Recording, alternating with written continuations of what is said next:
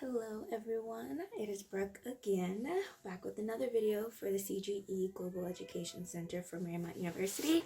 And as you can see by the title, we're going to be talking about the Yellow Jackets protesters, because I so happened to get caught up in the protest by chance this past week when they were celebrating their anniversary for their protest. So let's get into this video. So last week my family came to visit me from the States, and we went to go travel around in the different areas of Paris, and we were just having a good day and everything. And that morning we had so the next day came around, which was Saturday, and we were watching the news, and all of a sudden there were just these protests, and we didn't really know about them, but I should have known because I had been informed about this is the season for like protesting.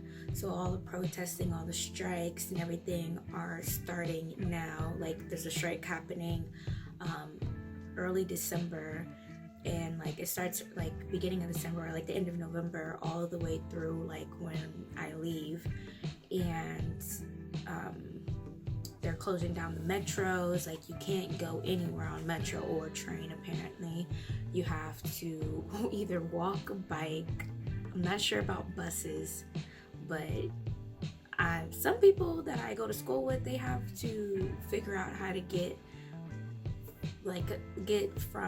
from their house to the school, and they live 45 minutes by train.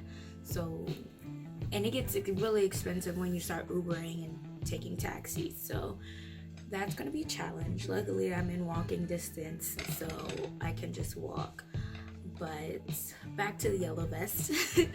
We still happen to get caught up in the protest near the Louvre. We were eating dinner, and as we were finishing up, my dad, in his background, he knows when stuff is starting to happen. So he was like, we need to get out of here, but we were still waiting on our waiter, and all of a sudden we see this big white smoke come up in real life, and I'm like, isn't that the same white smoke we saw from the videos this morning? Like the news cameras, people are wearing gas masks and stuff.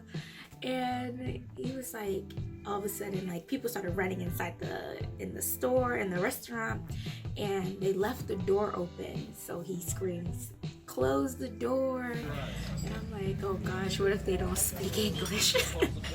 So someone finally closes the door, but some of that smoke got trapped inside the building. And so he screams, close your eyes. Mind you, I have 3 younger siblings. They're like 12 and younger. So we're all sitting there, and they all cover their eyes, and stuff like start burning. And it's this tear gas, and I'm like, okay, my eyes aren't burning that bad, but my mouth and my nose is. And I'm like, okay, I've never been in an experience like this before. So we run upstairs and everything in the restaurant, and it follows us. There's a baby crying because the baby is just like as full of the tear gas. And the crazy thing is that where we were, like we entered on the side that they had just blockaded the street, but that was maybe an hour or 2 before. And so within that time frame, they blocked off the street and blocked off the street while we were like in the restaurant, because I looked down that way before we entered the restaurant. And yeah, somehow some tear gas or something happened. Who knows if it was the police or if it was someone else. But yeah, so it was a good opportunity for me to really utilize what I have been taught and what I've been learning about self-defense and awareness of my surroundings, and out like observing my areas and things like that. And yeah, so it was very interesting experience being in a protest, because we thought it was kind of dying down, or at least away from our area. but within that time frame, like, we saw about 40 different police cars and vehicles and motorcycles drive past us. So it was very interesting. We were all okay. It only lasted for about 10 minutes or so, the effects. But yeah, so we managed to get out and everything, but it was an interesting experience. And it just goes to show, like, always be on guard. You know, don't put your, I mean, you can put your guard down for a moment, but try not to, especially when you're traveling solo. And luckily I had my family there, so I had somebody there.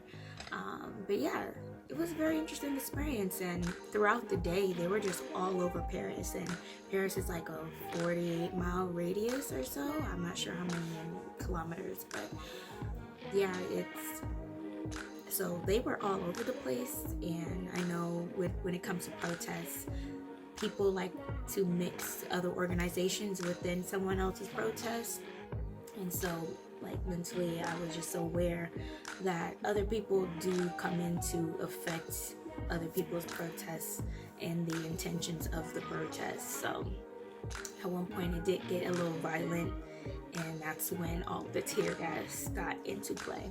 But yeah, so this video just is me explaining my experience this past week, and everything died down from that on Sunday because they shut down most of the train lines or the metro lines so that no one could get anywhere.